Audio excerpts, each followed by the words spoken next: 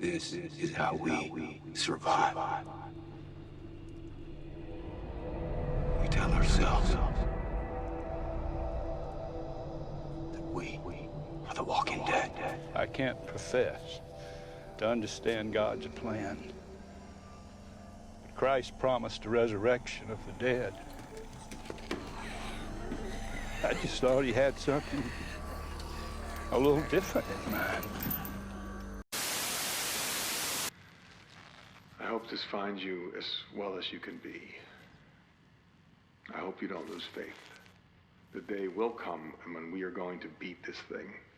It's Ash from SuperVideos. Welcome back to another video. In this one, we'll talk about the evolution of zombies in The Walking Dead. Since its debut, The Walking Dead has introduced us to a terrifying array of zombies, or walkers, each more formidable than the last. Today, we'll explore the evolution of these creatures throughout the series.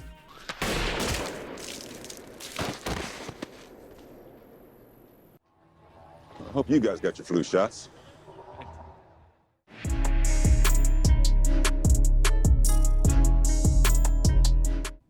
Before we dive into it, as always, smash the like button, subscribe to join our community, and press the bell to be notified when I upload on the channel. With that, let's jump right in. In Fear the Walking Dead, we were given a glimpse of the outbreak's early days.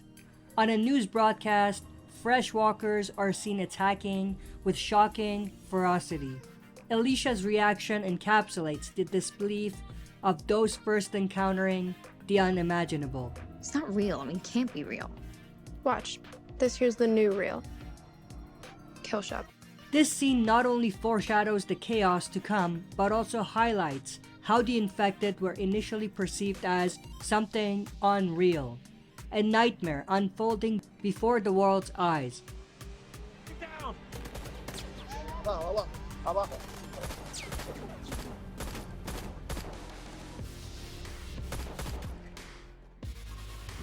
Guy's not dead. Traumatized from the accident, where he is on something. What the hell? Look, Look at they beat the guy. there's an explanation. No one's offered it. Folks talking airborne toxins, poison water, viruses. Look at this. How'd they unload on him? Probably keeps coming. In the beginning, walkers were slow, relentless, and driven by an overwhelming desire for food. These regular walkers became the standard threat in the post-apocalyptic world. In Season 1, Dr. Edwin Jenner at the CDC provided crucial insight into the outbreak. Few people ever got a chance to see this. Very few. The adrenal glands hemorrhage, the brain goes into shutdown, then the major organs, then death. The resurrection times vary wildly. We have reports of it happening in as little as 3 minutes. The longest we heard of was 8 hours. In the case of this patient, it was 2 hours, 1 minute, 7 seconds. It could be microbial, viral, parasitic, fungal. He revealed that the pathogen known as the wildfire virus infected the brain upon death, reanimating the body without restoring consciousness or personality. The problem, as I see it, is that the samples we have simply aren't fresh. There's just too many variables involved in how the clock affects them. And even after a few minutes, we can't get an accurate picture of the biology involved. At least from the start.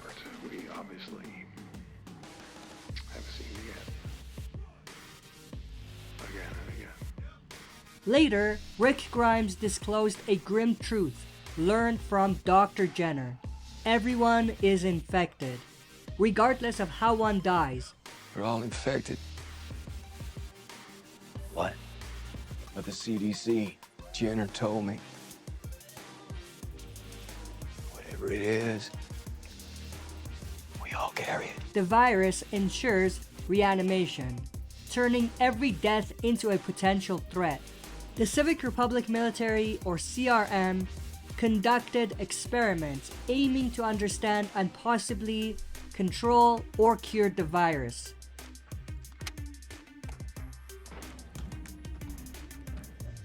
Test subject displayed no detectable responses to psychological stimuli. Necrotic plasma and brain fluid are being drawn for further testing, results to be compared to tests performed during and immediately following reanimation. Tomorrow we'll begin the climate variation tests as scheduled. Their research sought to develop advanced walkers with enhanced abilities, though their exact goals remained shrouded in secrecy. Well, in brighter news, I've reviewed the latest data on your side, and the use of cardiac plaques as a host medium for steroidal therapies to jumpstart the circulatory system in the hopes of short-circuiting the brain or perhaps regaining function to cause nerve confusion is a fascinating approach, and we are all anxiously awaiting anything that comes back from your first trial. In Tales of the Walking Dead, Dr.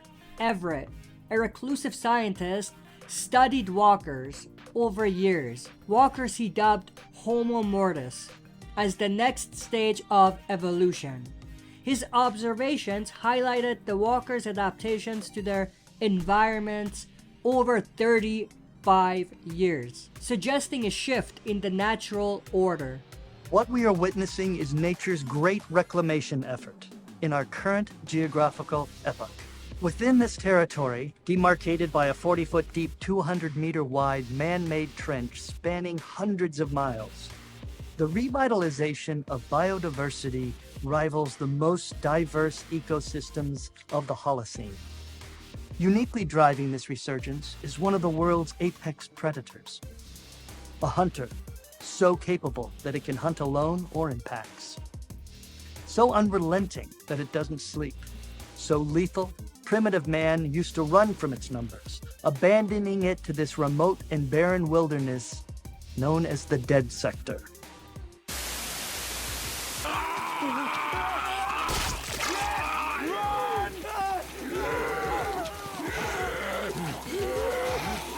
Dr. Everett believed that humanity's decline allowed nature to reclaim dominance, with walkers emerging as a natural predator. The Dead Sector, once teeming with human life, had transformed into a haunting landscape with walkers roaming freely, with no human interference. Speciation of the Homo sapien has reduced the human being to prey and elevated the Homo mortis, a term I have coined, to the dead, to the top of the food chain. I've spent years tracking and trying to understand the complex migration patterns of the Homo mortis, which are highly manipulated by the presence of sound, signaling potential prey. This is specimen Sunflower. She seems to possess an acute auditory sense, always one of the first to react to a disturbance. Specimen Gamma was one of my original specimens.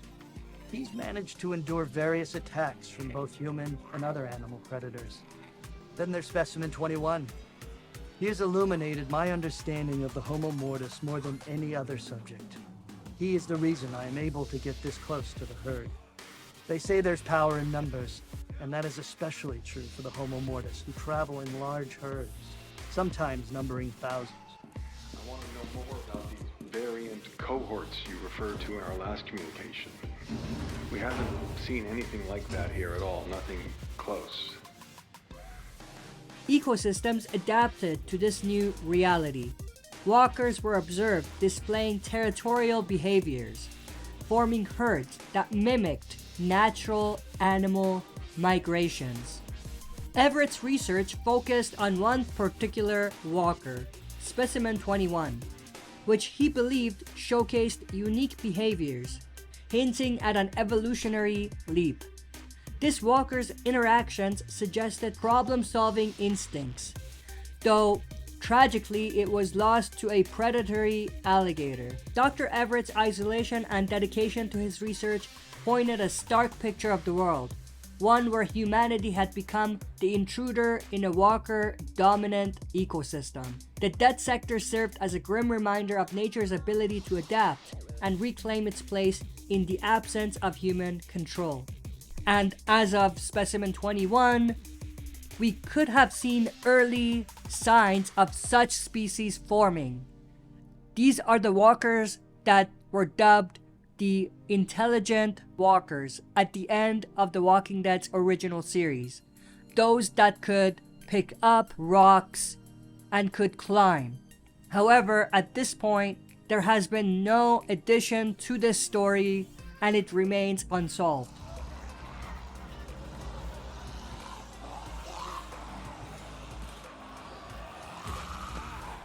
What the fuck?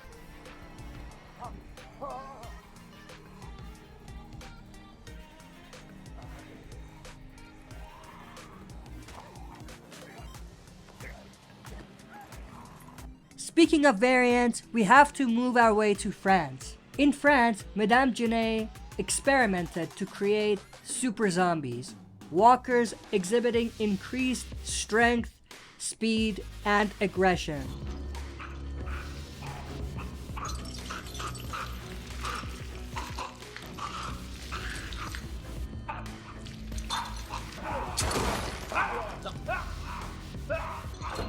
These variants, known as burners or acid walkers, possess blood and bodily fluids that cause severe burns upon contact, introducing a brand new threat to the survivors.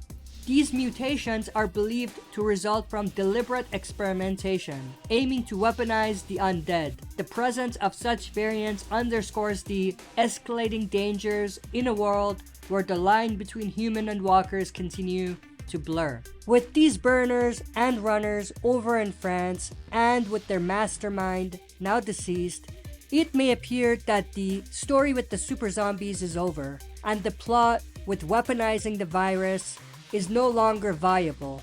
However, given that Madame Genet was transporting some of these variants into America and other parts of the world, we may see other variants pop up in other parts of the universe. And let's not forget the most interesting aspect of these super zombies. Given how aggressive and territorial they are, we've seen them attack others of their kind. Zombies attacking zombies. This might lead to some very sophisticated and interesting ways for the survivors to fight against the dead. This goes back to our own Eugene Porter and what he said about the virus. I was part of a 10-person team at the Human Genome Project that weaponized diseases to fight weaponized diseases. Pathogenic microorganisms with pathogenic microorganisms. Fire with fire. This is an idea that feels oddly familiar, but in a different context. Think about the Whispers. The Whispers mastered the art of using the dead as a weapon, steering herds to do their bidding. But now, what if the undead themselves have started doing the same, turning on each other? Could this be the next step in their evolution? Or just another way humanity finds a way to fight back? In The Walking Dead Dead City, survivors encountered grotesque mutated walkers in Manhattan's sewers. These creatures, formed by multiple walkers fused together, presented unprecedented challenges, emphasizing the virus' unpredictable nature and the ever-evolving threat of the undead. The fusion of multiple walkers into a single entity created a formidable adversary, reflecting the relentless adaptability of the undead in the most harrowing environments. Some reports suggest that the mutations may have been triggered by exposure to methane and other gases concentrated in the sewers, accelerating their grotesque transformations. While we're on the subject of talking about mutated walkers in Dead City's Manhattan sewers, it's worth noting that this isn't the first time that we've seen environmental factors create unique walkers. Back in Season 2, we had the Well Walker, a bloated, waterlogged mess, showing how prolonged exposure to water changes the walker's form. And speaking of walkers lying in wait, that brings me to another type we've seen throughout the series, the lurkers. Unlike the typical shambling walkers, lurkers stay still, almost blending into their surroundings until someone gets too close. Then they strike. Just one more way the apocalypse keeps you on your toes. Just give it a second. Gonna do this, detective? Do it.